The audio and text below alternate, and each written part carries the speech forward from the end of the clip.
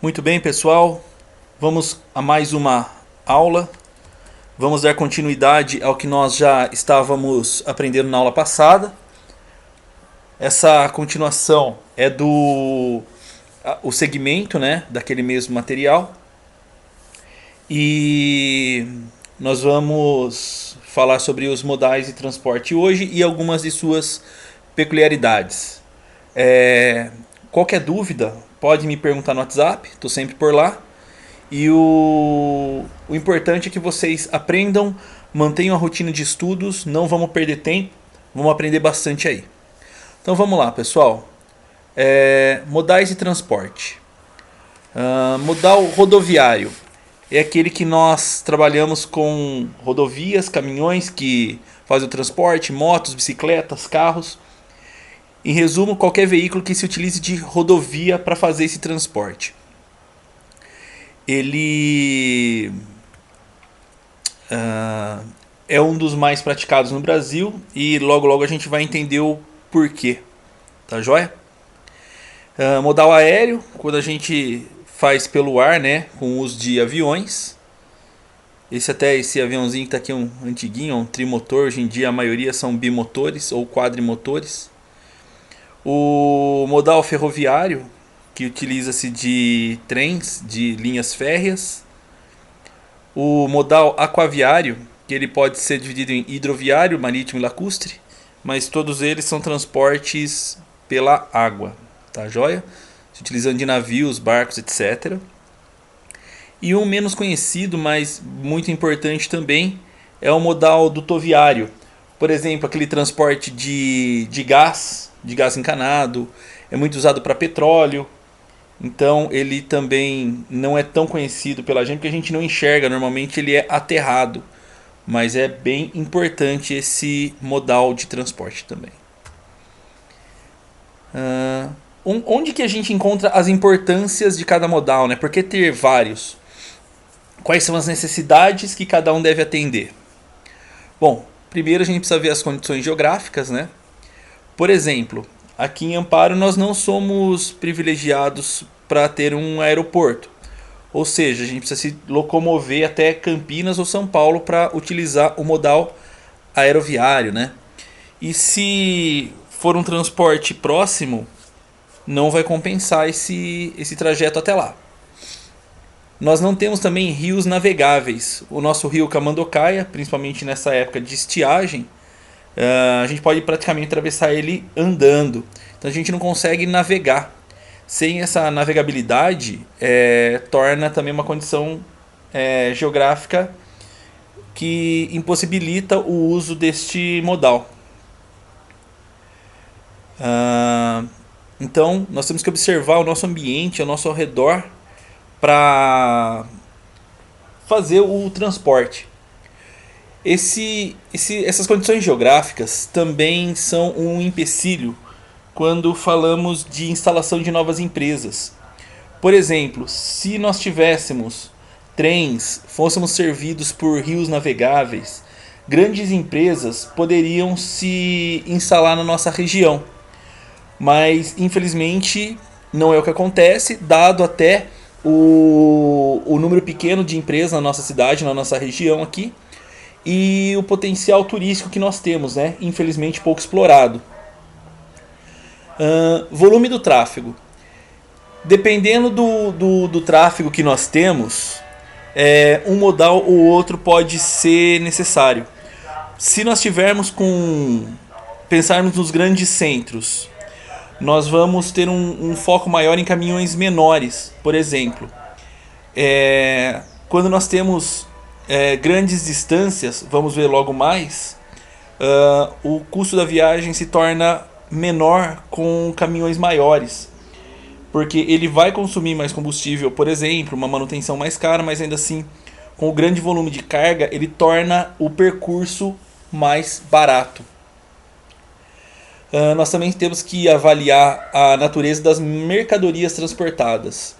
Se são mercadorias mais caras, se são produtos que precisam de ser entregues rápidas, o modal aeroviário é o mais indicado.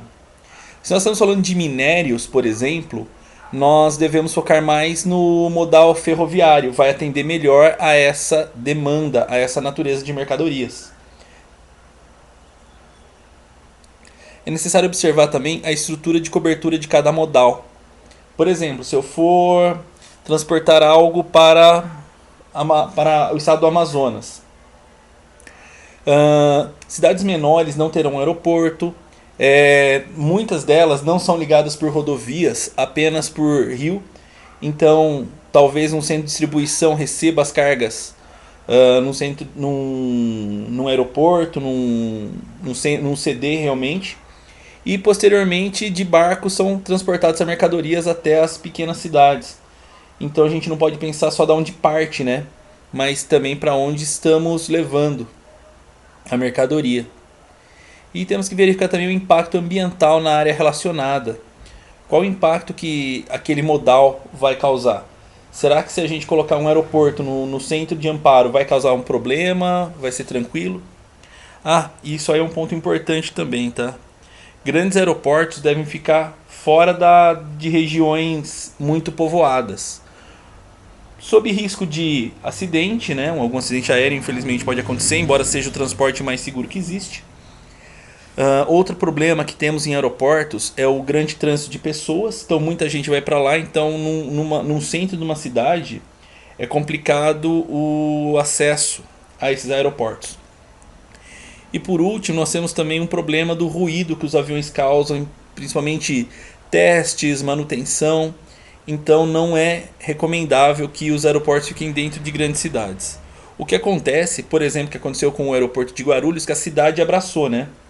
Ele estava fora da cidade e a cidade foi crescendo por conta justamente do aeroporto, e hoje a cidade está em volta dele. Então é um erro de planejamento, aí o impacto que causa. Então, como foi a evolução do transporte rodoviário no Brasil?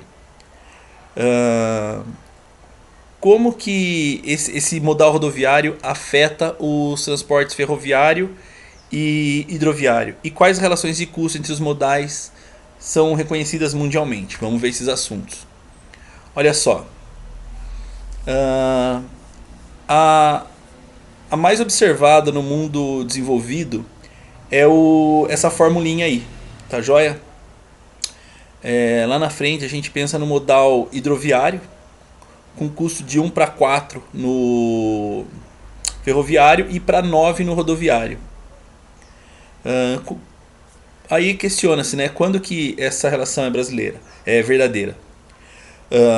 No Brasil, no período de 92 a 96, a relação observada era de 1 para 1,9 para 5,4. Por que isso? Custo de combustíveis, manutenção, documento, encargos, documento, tudo que vocês imaginarem influencia nisso. Hoje a gente chegou nesse 1 para 4 para 9. Ou seja, a cada custo, né, do marítimos 4 no rodoviário e extremamente alto no ferroviário. Então, apesar de um custo mais elevado, 9 vezes de um transporte marítimo, por exemplo, nós temos características muito importantes nele também, né?